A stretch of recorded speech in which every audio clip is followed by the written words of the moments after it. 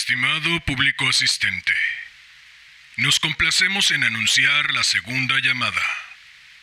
Segunda. Hola, hola. Muy buenos días, tardes, noches, madrugadas. Quien quiera que sea que se encuentre al otro lado escuchando.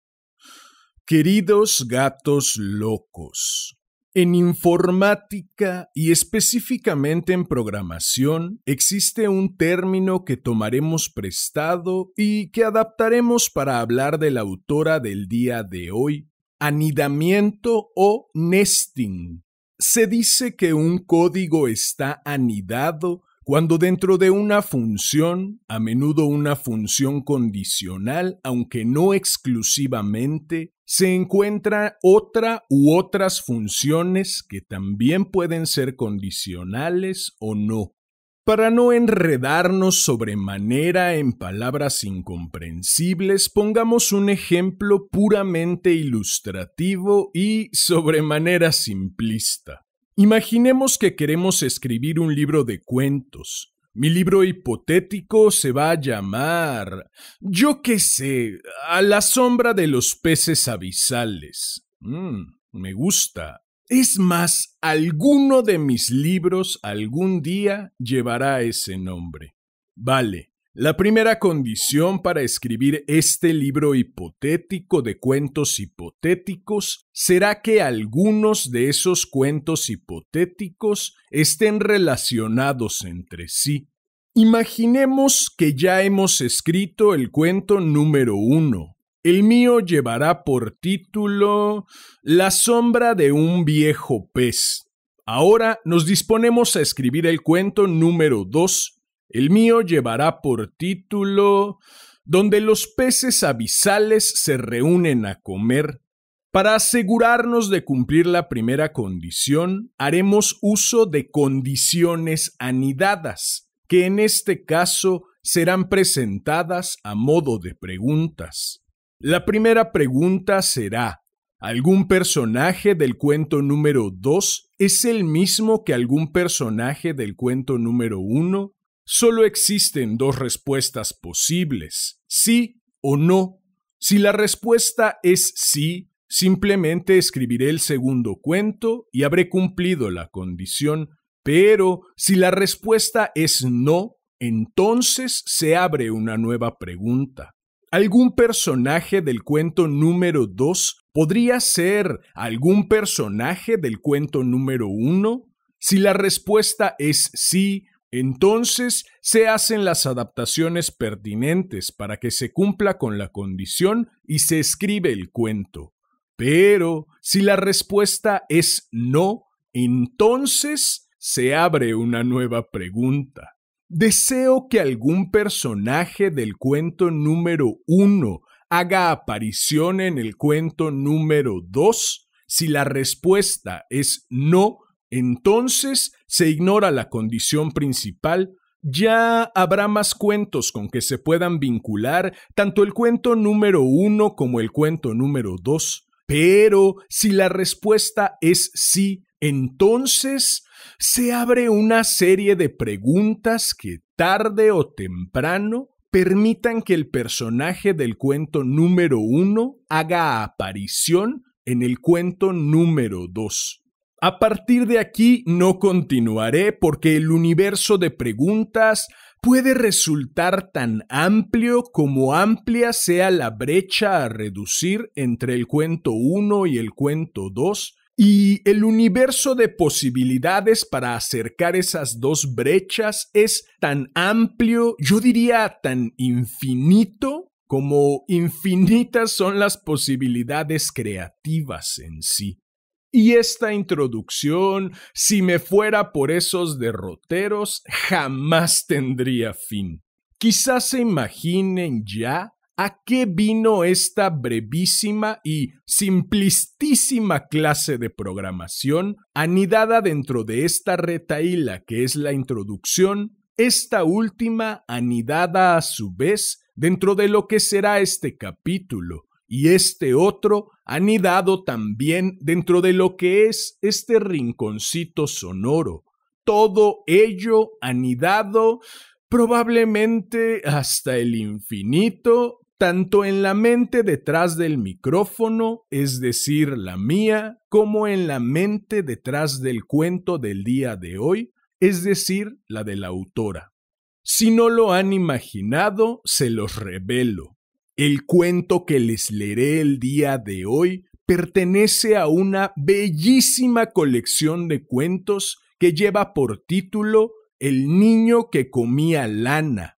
Una de las magias de esta hermosísima colección de cuentos es justamente que algunos cuentos se relacionan con otros. Podríamos decir entonces que estamos frente a una colección de cuentos anidados.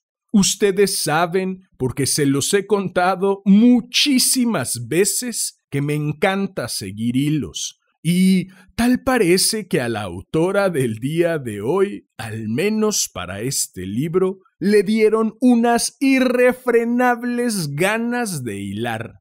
Podrán imaginar el enorme placer que fue para mí encontrar un libro escrito de este modo que, además, abro paréntesis, yo mismo he empleado, de alguna manera quizá distinta, para escribir los 2 libros que he escrito hasta el día de hoy y que por el momento se encuentran participando en concursos a la espera de ser seleccionados para posteriormente ser publicados. Manden por favor muchas buenas vibras, mucha buena suerte, muchas bendiciones, muchas porras o mucho juguito de la victoria, como quieran llamarle. Esos 2 libritos míos, navegando en un infinito mar de posibilidades, necesitan mucho de todo eso. Cierro paréntesis. Fue tan enorme para mí el placer de conocer a esta autora que, siendo ustedes mis queridos gatos locos, no puedo más que desear compartirlo. Para ello, dejemos de lado el bla bla bla introductorio y demos paso a este cuento que, como ya es costumbre, dedico a mi madre por leerme cuando era niño, a mi padre por regalarme aquella radiocasetera, al niño que fui por combatir el aburrimiento con tanta creatividad, al hombre que soy por tomar este sueño entre las manos y trabajar para tornarlo realidad. Y por último, no por ello menos importante, a ti, quien quiera que seas y desde donde sea que me estés escuchando. Ha llegado la hora de correr el telón y de que empiece la función. Estimado público asistente, Damián Sastre presenta Manuela das Fontes de Cristina Sánchez Andrade. Esta es tercera llamada. Tercera. Comenzamos.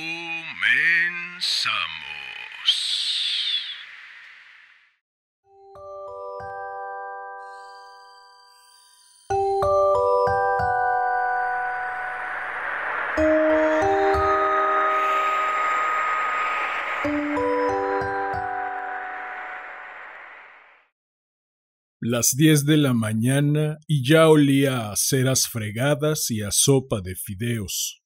Manuela das Fontes llevaba un sombrero de paja con un ramillete de violetas, una falda con corpiño y zapatos de tacón. Caminaba con paso rápido en dirección a la oficina de contratación de amas, con un perrito bajo el sobaco y una cesta de mimbre colgando de un brazo. Estaba gorda y bien alimentada. Era aseada, robusta y joven. Mientras caminaba se iba diciendo todo eso y también que tenía materia prima de primera calidad. Eso era lo importante. Se introdujo la mano dentro del corpiño y se palpó un pecho duro como una bola de granizo. De su cuerpo ascendió un efluvio a pelo de animal mojado que la repugnó. El perrito, que pensó que le hacían un mimo, meneó el rabo y ladró 2 veces. Ella le pegó en el hocico. La oficina de contratación de amas estaba en uno de los edificios de la calle Real, cerca de los talleres en donde había aprendido a coser con la Singer. No tuvo que buscar mucho porque desde lejos vio una fila larga de mujeres jóvenes. Qué feas y corrientuchas le parecieron todas. Una chica delgada y más bien poquita cosa, vestida con una falda gris y una camisa blanca, le dio la vez, no sin antes examinarla de arriba abajo. Manuela se colocó al final de la cola y dejó al perrito en el suelo. Era un perro pequeño, sin raza, color crema, con ojos marrones, saltones y orejas puntiagudas. Al sentir el frío y la humedad del suelo, comenzó a girar sobre sí mismo y a ladrar en un arrebato de desesperación. «No te pongas rabudo», dijo ella propinándole un puntapié que lo levantó del suelo y lo lanzó 1 metro más allá. Las otras chicas miraron de reojo y Manuela aprovechó para inspeccionarlas. Mal vestidas, vulgares y feas. No había ninguna tan elegante ni tan abundante en carnes como ella. Para ultramar solo cogían a las que estaban bien alimentadas, le habían dicho. Se tiró del corpiño hacia abajo, se colocó los pechos, que ya le empezaban a molestar, volvió a tomar al perro y dijo en alto: «Yo estoy aquí por mis hijos, ellos son lo principal». La chica delgada no contestó, pero sí otra mujer grandona, con varios dientes de menos, que estaba 2 puestos más adelante y que ni siquiera se giró para hablar. «Ay, Santiña, todos venimos por nuestros hijos. ¿Qué te crees, que estamos aquí por placer?» La cola avanzó rápida y Manuela enseguida pasó al interior del edificio. La sala de espera estaba abarrotada de mujeres con sus hijos, algunas sentadas dando el pecho, otras de pie meciendo los carricoches. Al ver al perro, los niños mayores, aburridos por la espera, se lanzaron sobre el animal. Lo acariciaban, le tiraban del rabo y lo cogían en brazos, mientras el perrito no dejaba de aullar. «¡Dejad ya al pobre can! ¡Oh!», gritó ella. Lo cogió, se sentó y se lo puso sobre el regazo. Al descargar su cuerpo en la silla, las maderas se quejaron. Un niño despeinado, con los mocos colgando hasta la boca, se acercó. «¿Cómo se llama?», preguntó. Manuela miró al perro y se quedó pensativa. No se le había ocurrido que aquel animal tuviera que tener un nombre. Miró al niño de nuevo. «Yo qué sé». Soltó una risotada y se giró para buscar con la mirada a la madre del niño. «Yo estoy aquí por mis hijos», le explicó. «Dios sabe que lo hago por necesidad y no por otra cosa». «Es por un tiempo, mujer, no le des más vueltas», dijo y se quedó mirándola. Al lado de ella, Manuela parecía una montaña, con el pelo encrespado bajo el sombrero de paja, el corpiño muy apretado y el perpetuo olor a campo flotando a su alrededor. «Es que yo tengo intención de irme más lejos, a América». La mujer se enderezó. «¿América? ¡Jesús! ¿Y qué se le perdió ahí?».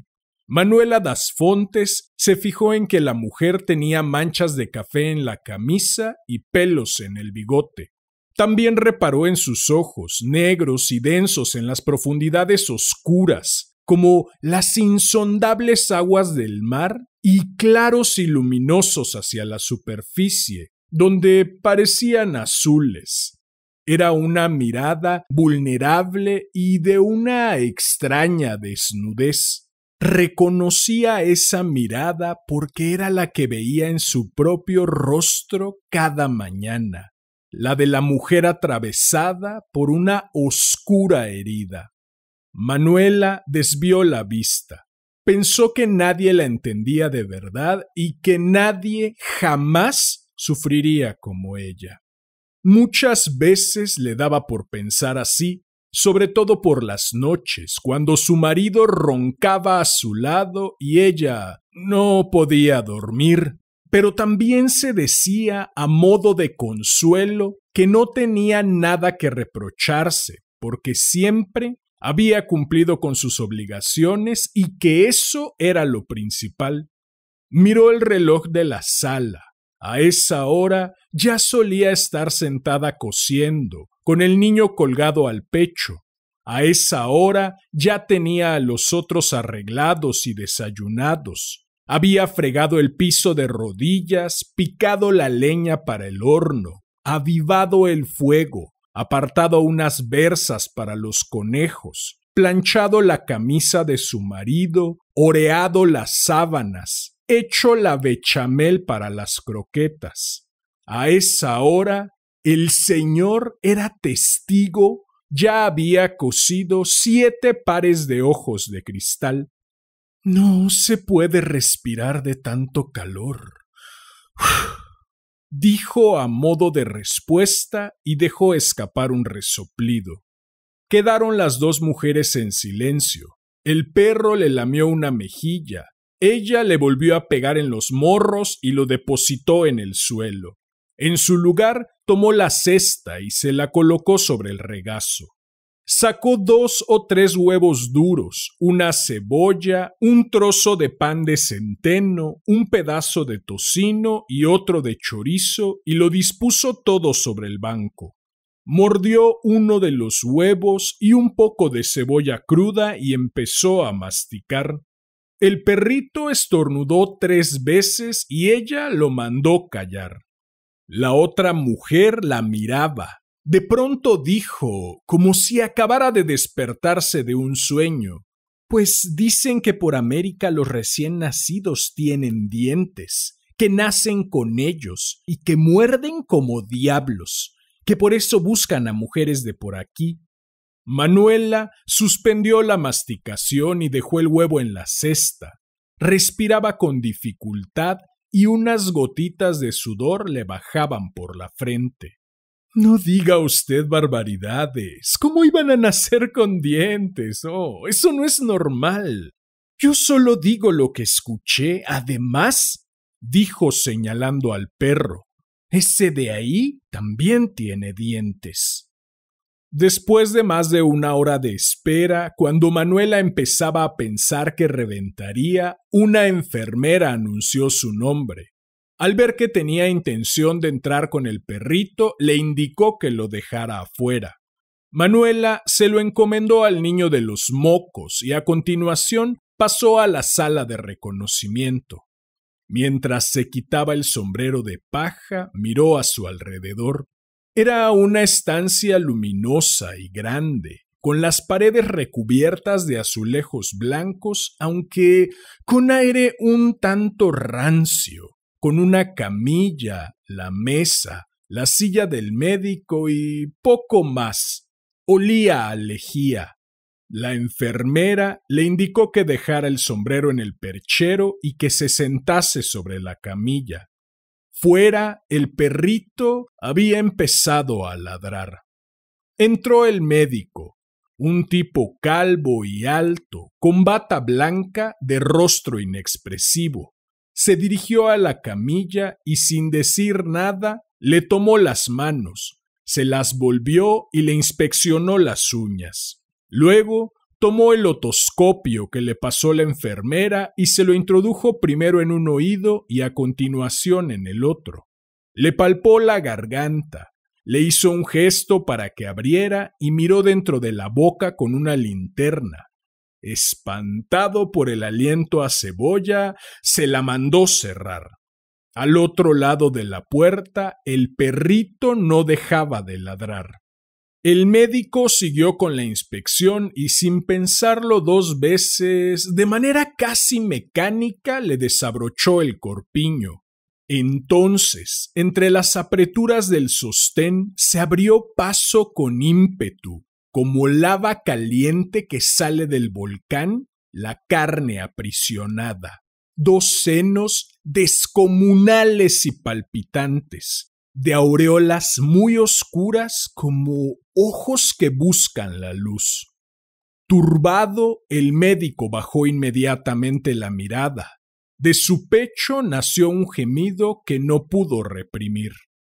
«Desde ayer noche no he dado el pecho y estoy que me salgo, doctor», se excusó ella al ver el rostro de él. «Es como si me pincharan alfileres por dentro. Tenga usted cuidado porque con solo rozar saldrá la leche como de una fuente». Ante este comentario, el médico reculó un poco. Sus ojos se deslizaban ahora por la camilla. Subieron rápidamente por el torso desnudo y brillante desde el ombligo hasta los pechos, para a continuación dar con el cuello, la barbilla, las mejillas sonrosadas y la nariz. Por fin se detuvieron en el rostro de la chica. Era un rostro de rasgos suaves e infantiles y a la vez envejecido, el rostro de una niña vieja. Fuera, el perrito había comenzado a aullar. «Vístase», ordenó. Luego, todavía azorado, se dirigió a la enfermera para que tomara nota. «Complexión robusta, bien alimentada, mamas grandes, pezón adecuado. No hay una madre que quiera a sus hijos tanto como yo», dijo Manuela sin venir a cuento, bien alto para hacerse oír entre los desesperados aullidos del perro. Pero el rostro del médico ya había vuelto a su rigidez inicial. Con un gesto de la mano le indicó que se sentase junto a la mesa. Él también se sentó y comenzó a leer en alto el título del expediente que la enfermera le había dejado sobre la mesa. «Manuela Das Fontes, costurera y ama de casa, 23 años». Alzó la mirada y la fijó en ella. «¿Qué cose usted? ¿Ropa?» Manuela se esponjó un poco. «No, ojos». «¿Ojos?» «De muñeca». La barbilla del médico tembló un poco. Volvió a fijar la vista en el expediente. «¿Trae el informe del cura?», preguntó entonces. Manuela rebuscó en la cesta. «Aquí lo tiene», dijo sacando un papel manchado de grasa de chorizo. «¿Y la autorización de su marido?» «¿Cómo dice?» Ahora el perrito aullaba tan fuerte que tenían que gritar para escucharse. «¿No se podría hacer callar a ese perro?», dijo el médico dirigiéndose a la enfermera. La enfermera fue hasta la puerta. En cuanto la abrió, el perrito dejó de aullar, entró como una bala, se detuvo derrapando y quedó buscando a un lado y a otro. Al ver a su ama, emprendió un trotecillo ligero y se situó a sus pies ladrando de alegría. Esta, mientras sacaba el otro papel de la cesta, le propinó un puntapié para alejarlo de sus tobillos. El perro emitió un gemido agudo. «Aquí está la autorización de mi marido», dijo. «Esta es la mujer que le comentaba que ha pedido irse a ultramar», dijo la enfermera desde algún lugar de la sala. El médico tomó las autorizaciones, abrió el expediente y empezó a leer para sí. De pronto se detuvo. «¿Y tiene usted el dinero para el pasaje?», dijo sin levantar la mirada. «La oficina de contratación no asume ese gasto. Supongo que lo sabe». Manuela se removió, aflojándose un poco el corpiño. Dijo que tenía el dinero. «¿De cuánto tiene la leche?», preguntó entonces él. «De 7 años», dijo ella. «Meses querrá decir». No, dijo ella ahuecándose en el asiento. Años. El médico se quedó pensativo. Luego volvió a zambullirse en la lectura del expediente. Acto seguido levantó la cabeza. ¿Leche de 7 años, dice? Así mismo, doctor. El médico no respondió. En su lugar siguió pasando páginas rápidamente hasta detener el dedo en una línea. Levantó la vista y volvió a mirar a Manuela. ¿Cuántos años me dijo que tenía Manuela? 23, contestó ella. ¿Y todos estos hijos que se mencionan aquí los parió usted? Dijo. Eso es, Dios fue generoso enviándome 1 por año.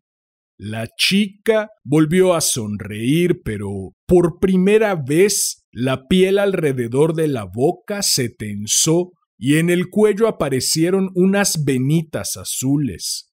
Le tembló la comisura de los labios. Precisamente, prosiguió agachándose un poco para volver a apartar al perro de los talones. Dios sabe que la decisión la tomé por ellos. El chiquitín, Antón, está ya criado. Nació con 5,5 kilos, ¿sabe usted? Mama con tanta ansia que las vecinas vienen a mirar. Ahora toca luchar por los demás, por mi pobre hombre que es un santo también. El viaje es largo. ¿Sabe que la leche se pierde si no se estimulan las glándulas mamarias? Dijo el médico, sin duda porque no se le ocurrió qué decir en ese momento. De pronto, el cuello de Manuela se disparó hacia adelante, como si fuera una serpiente a punto de picar, sujetándole por el pellejo y sin mirarlo, levantó al perro en vilo y lo posó sobre la mesa. Me dejaron a este, dijo esbozando una sonrisa. El perro giró sobre sí mismo, haciendo sonar las uñas sobre la madera de manera grimosa hasta que, de pronto, se detuvo y se quedó observando al médico con la misma mirada perpleja y aviejada de la mujer. Este ordenó que lo quitara inmediatamente de la mesa. Ya, dijo. A continuación prosiguió con el cuestionario. ¿Alguna enfermedad, Manuela? ¿Tuberculosis, viruelas? Dios santo, no. ¿Y su marido? Manuela se aclaró la garganta. Sano y fuerte como un oso. Es carpintero, dijo, las manos regordetas entrelazadas sobre el regazo, moviendo rápidamente los pulgares. Y añadió, bajando el tono y también la cabeza. Bueno, era. Acerruchando un tablón se rebanó un dedo. Ahora no puede trabajar de lo suyo. El médico alzó las cejas y apuntó. Después de anotar varias cosas más, se levantó y limpiándose el sudor de las manos en la bata, salió de la sala. ¡Arre, caray!, dijo Manuela dirigiéndose a la enfermera, abanicándose con la autorización del cura que había cogido de la mesa. Creo que si no terminamos pronto voy a reventar. Me falta hasta el aire. Si los hombres supieran los sacrificios por los que tenemos que pasar las mujeres. La miró de reojo y se recolocó los pechos con cuidado. Menos mal que tengo al animal. La enfermera no contestó. Al rato volvió a entrar el médico. Estaba pálido. Dijo: En fin, Manuela, cumple usted con todos los requisitos y no voy a ser yo quien diga lo contrario. ¿Está segura? Son muchos hijos los que deja aquí sin madre. ¿Con quién se quedan? Manuela quedó callada. El médico vio cómo la sonrisa se congelaba en su rostro y cómo le volvía a temblar la comisura del labio. De pronto se puso en pie. Dijo: ¿Está queriendo decir que no soy buena madre? ¿Que me largo y los dejo abandonados? Rompió a llorar. ¿Está queriendo decir que si fuera responsable no me iría a América? ¿Es eso lo que me quiere decir? El médico dijo que no había querido insinuar nada de eso. Se quedan con mi suegra y Dios sabe que lo hago por su bien, dijo sacando un pañuelo de la cesta. Ojalá mi marido valiera para trabajar en otra cosa. Ojalá mi marido valiera para algo. Pero nadie culpa a un huevo por no ser un pollo, y no voy a ser yo quien lo haga. La enfermera se acercó y le tomó las manos para consolarla. Y no seré yo quien diga que no se puede ir a América, proclamó el médico. La voy a recomendar. Tenemos una familia esperando en La Habana y hay un barco que sale en 3 días. Si está usted convencida, tenga en cuenta que allí la vida será muy distinta. Manuela se sentó y se limpió las lágrimas. Ya más tranquila, todavía con la voz temblorosa, dijo que una vez había estado en Madrid y que aunque Madrid no era La Habana, podía imaginárselo. Luego quedaron en silencio. Por la ventana abierta entraba el olor a sopa de fideos. El perro ladró 2 veces. ¿Tiene alguna otra pregunta?, dijo el médico. Manuela buscó al perro con la mirada. Ahora ya no eran agujas, sino puñaladas lo que sentía en los pechos. ¿Ya hemos terminado?, quiso saber. El médico asintió. Ella se removió. Y dígame una cosa, doctor. ¿Es verdad eso de que los niños en América nacen con dientes? 3 días después, Manuela das Fontes atravesaba la pasarela de un vapor de la transatlántica española arrastrando un baúl y el perrito metido en una cesta. Una inmensa marea humana embarcaba aquel día. Había familias enteras, jóvenes, madres con sus hijos e incluso mujeres solas que habían pasado la noche en posadas, en tugurios o al raso en espera de la llegada del vapor, pero también había inspectores controlando el peso del equipaje, vociferantes revendedores de billetes, familiares que emitían recomendaciones, lamentos o plañidos de despedida, vendedores de refrescos y bocadillos y curiosos. El gancho que le vendió el billete le había contado a Manuela que aquel era un barco de ensueño, como un hotel de 3 pisos, con ascensores de cristal, salones de baile y de billar, camarotes de lujo con bañera de patas y grifos de oro, restaurantes con columnas griegas, bares. Así que, arropada por la muchedumbre, se dejó llevar siguiendo a una mujer con un enorme sombrero y un vestido de tul blanco fruncido, pensando que pronto vería su camarote con bañera de patas y paredes forradas de terciopelo. Pero tan pronto embarcó, un hombre uniformado la detuvo con la palma abierta. «Alto, he dicho», le dijo. Manuela se paró extrañada, pensando que tal vez tenía que haberse puesto el sombrero. Luego explicó a toda velocidad, siguiendo con la mirada a la mujer del vestido de tul que se perdía entre la gente, que ella tenía un pasaje de primera. Su marido, que era carpintero, se había rebanado un dedo con la sierra y el seguro les había dado un dinero. El tipo la escuchó en silencio, con los ojos puestos en el vacío. Luego le pidió el pasaje y ella se lo entregó con un suspiro.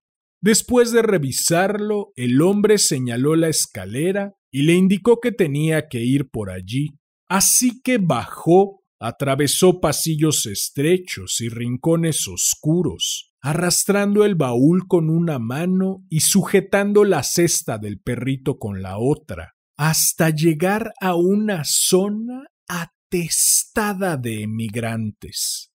Tenía que haberme puesto el sombrero de paja, se dijo una vez más.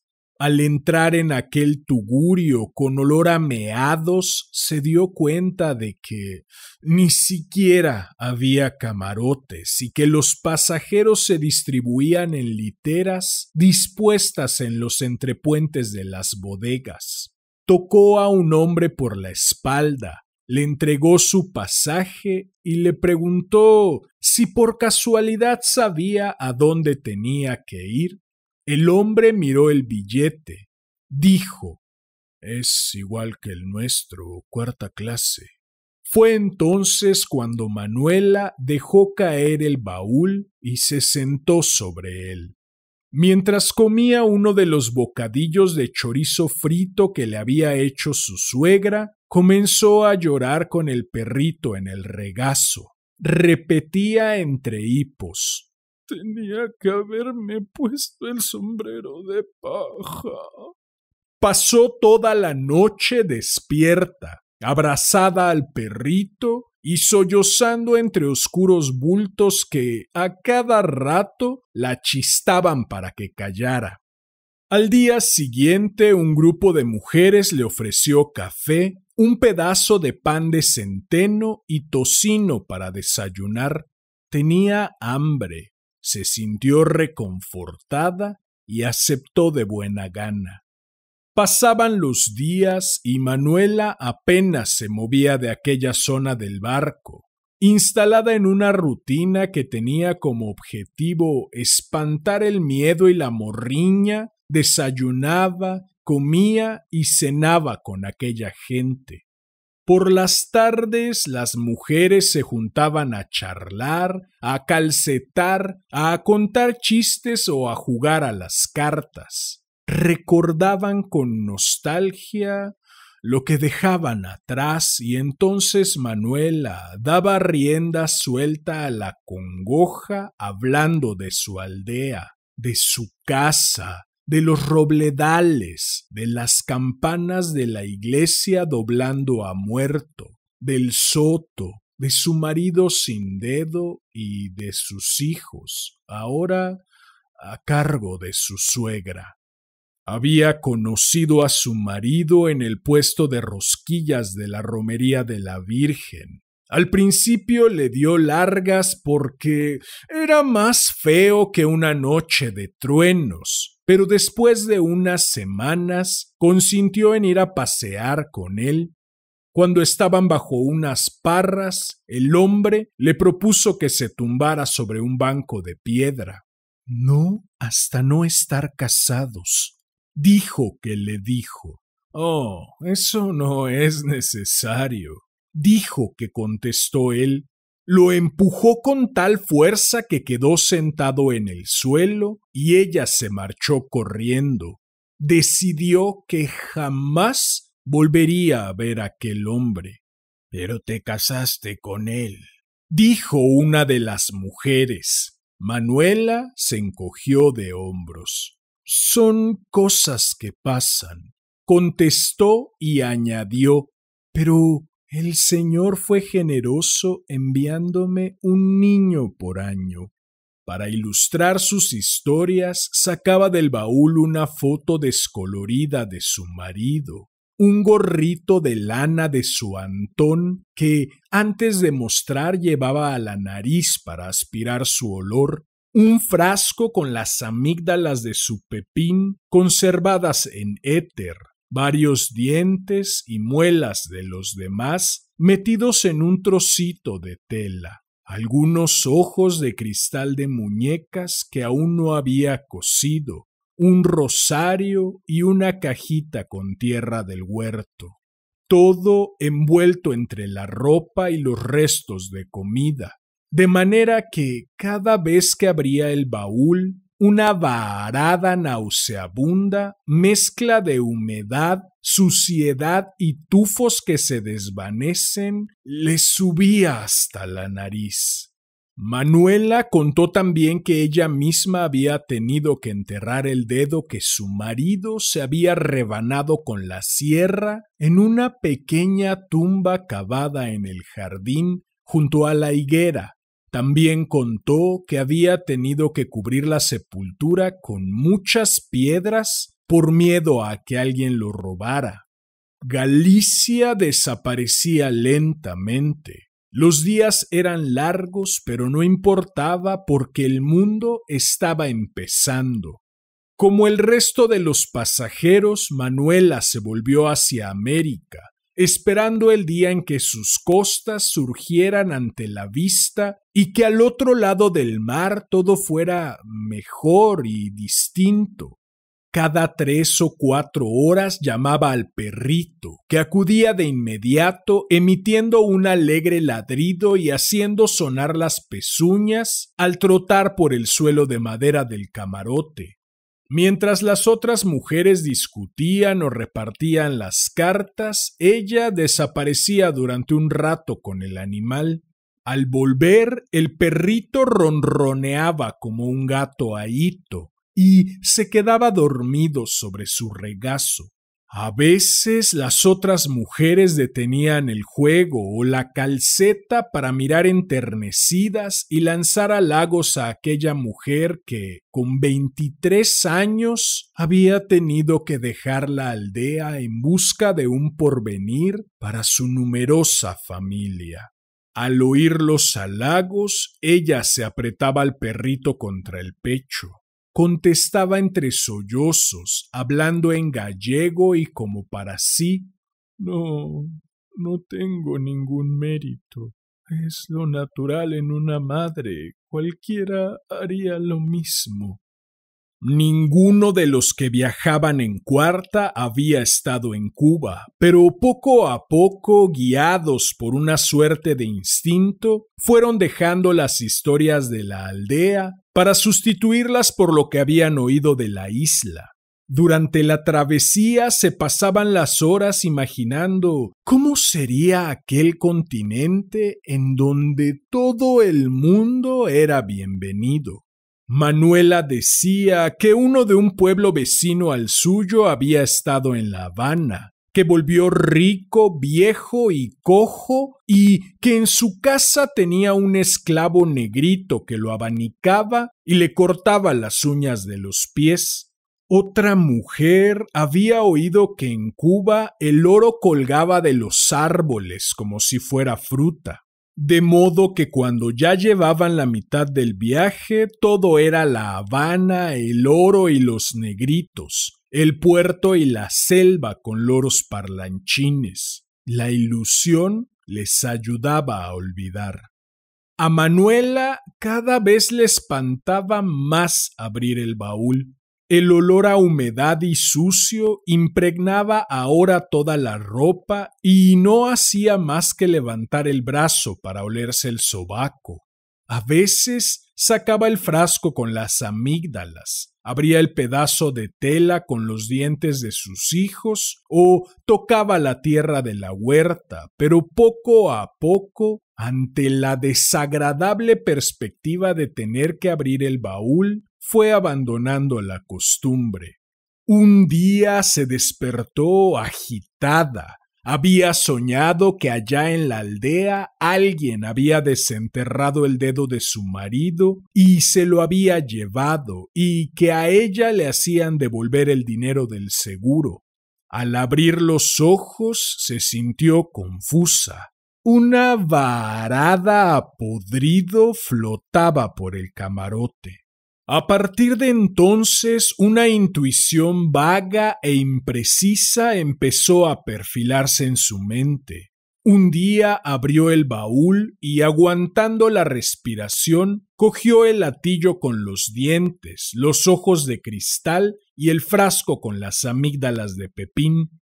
Sin siquiera desayunar, subió por aquellas angostas escaleras por las que había descendido el día que embarcó. Asomó la cabeza por la trampilla de la bodega y se quedó observando. Un sol radiante la deslumbró.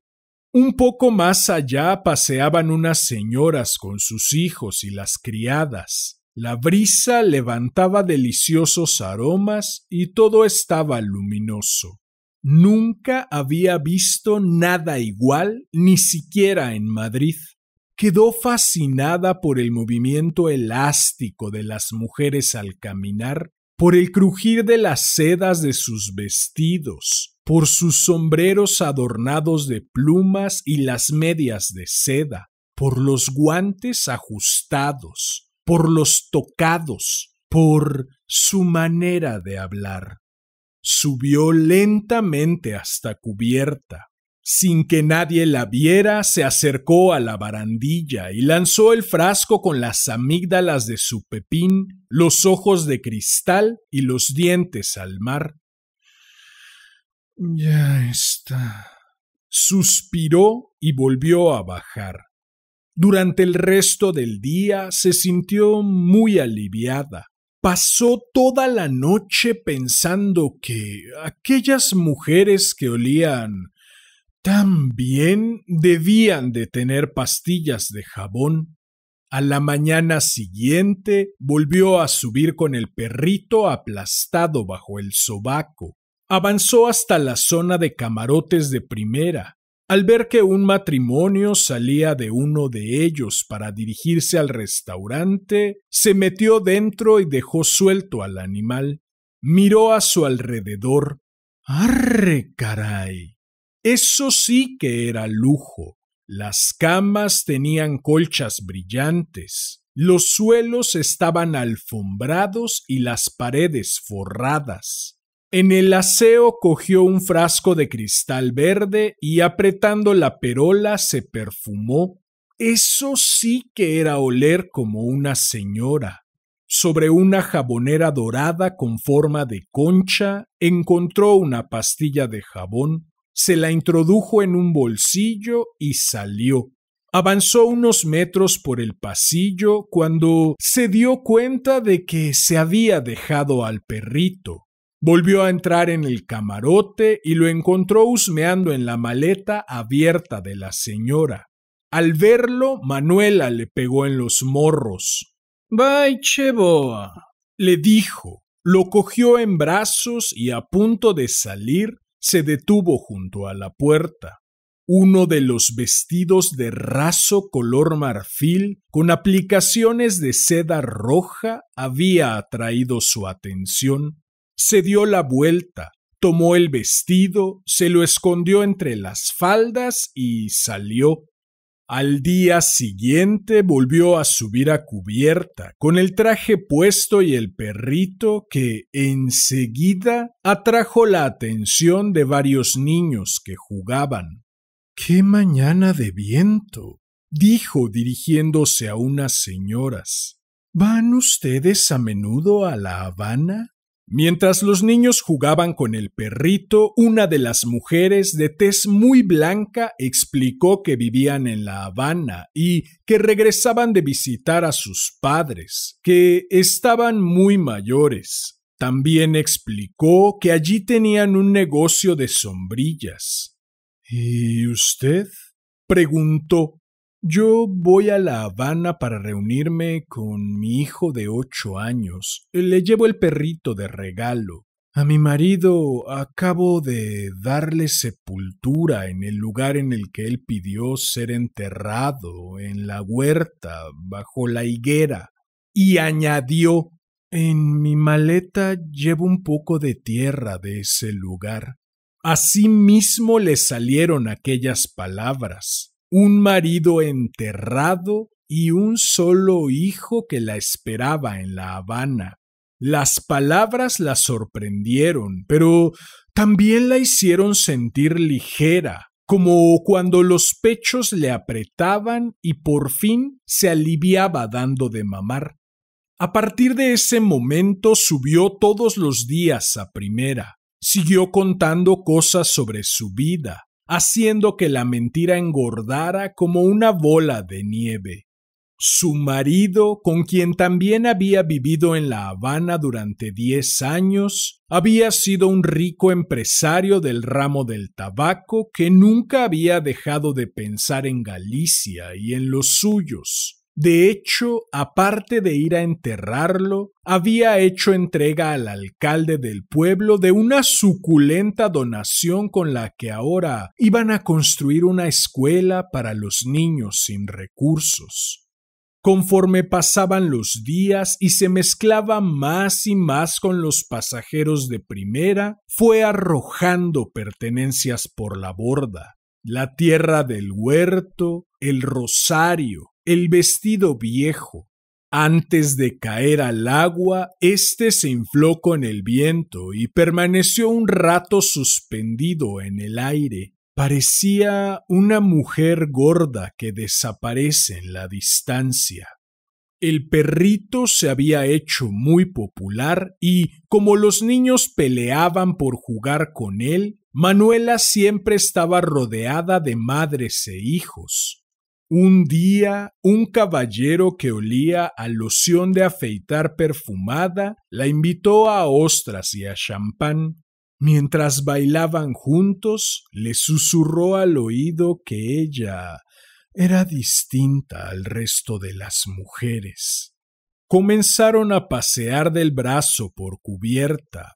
No era muy guapo, pero tenía los ademanes y la manera de hablar de los hombres ricos. Llevaba siempre ropa de buen paño. Nada que ver con la camisa de franela, los pantalones de pana y los zuecos de los de abajo. Se decía ella observándolo cuando él no la veía. Se reían mucho juntos. Bailaban en el salón y comían en el restaurante. Tan entretenida estaba que no se dio cuenta de que la leche de sus pechos le había rebosado hasta empapar el vestido. Al sentir la humedad se miró ruborizada y tuvo la sensación de tener alfileres clavados por dentro. Se tapó con la servilleta, se levantó bruscamente y, con el pretexto de no encontrarse bien, salió corriendo. Bajó a la zona de los emigrantes. Por los angostos pasillos iba llamando al perrito hasta que por fin apareció, meneando el rabo. Al sentarse sobre el baúl cerrado, el animal le saltó al regazo y comenzó a relamerse. Entonces ella, en un gesto que ya era automático, se desabrochó el corpiño, se sacó un pecho rebosante y lo metió en la boca del perrito. Suspiró aliviada. «¡Ay, Can!», dijo. «Si no fuera por ti». 2 días antes de llegar a puerto, volvió a abrir el baúl, cogió todo lo que quedaba dentro, lo envolvió entre las faldas y trepó la escalera que llevaba la cubierta. Al llegar arriba, se arrodilló y comenzó a lanzarlo todo por la borda. Primero la foto de su marido. Lentas lágrimas brotaban de sus ojos y a medida que crecía en ella la emoción con los recuerdos, sintió que se le cerraba la garganta. Después el gorrito de lana de Antón. Había sacado el pañuelo para enjugarse los ojos y ahora se tapaba con él la nariz y la boca para no gritar. Fue en vano. Una especie de aullido escapó de su garganta, seguido de sollozos, mientras clamaba que sólo Dios Solo Dios sabía que no hay madre que quisiera a sus hijos tanto como ella. Al terminar, suspiró hondamente. Allí de rodillas, con la tibia brisa del mar salpicándole la cara, quedó pensativa. Un efecto de luz, una suerte de ducha de oro, pero ¿dónde estaba el sol? Parecía derramarse sobre ella, llenando su pecho de energía.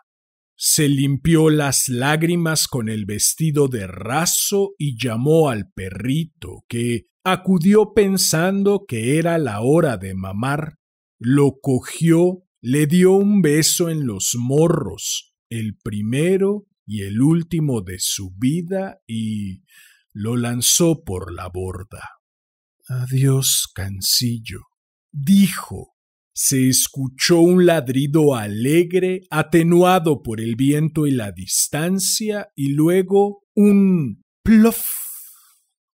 2 días después atracaba el barco. En medio de un guirigay de gentes y animales, Manuela das Fontes, muy erguida, atravesaba la pasarela del vapor del brazo de aquel caballero con olor a loción de afeitar que la había invitado a ostras y a champán. Lo primero que pensó es que La Habana, así vista de cerca, era más pequeña de lo que había imaginado, pero al menos olía bien, olía a mar y no a ceras fregadas ni a sopa de fideos.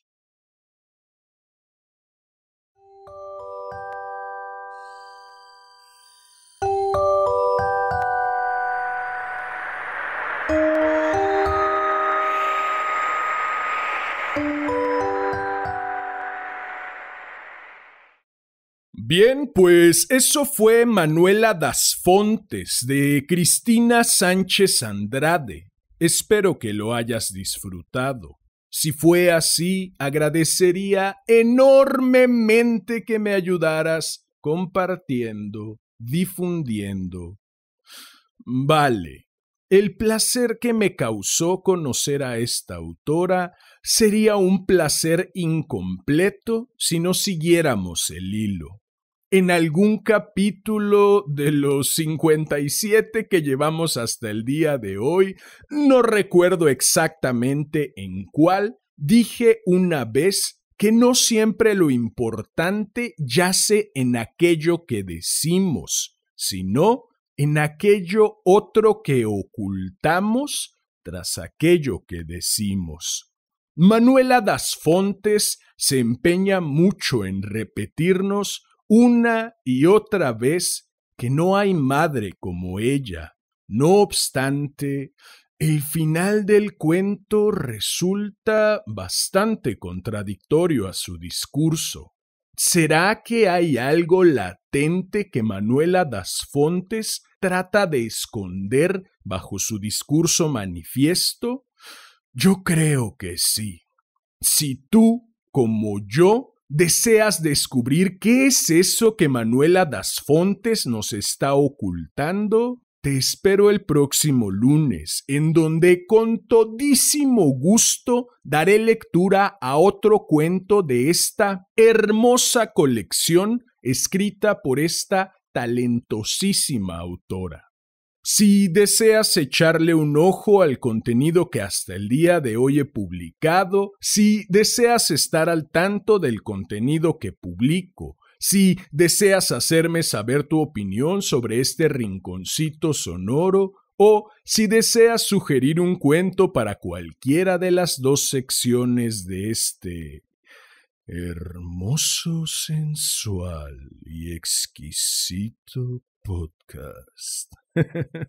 Puedes buscarme en Facebook como Damián Sastre, en Instagram como @CasiDiarioDeUnLoco y en YouTube como Casi Diario de un Loco TV, TE espacio VE. Si llegaste hasta aquí, como ya es costumbre, agradezco inconmensurablemente tu valiosísimo tiempo. Recibe un enorme abrazo. Ten una excelente vida y hasta la próxima.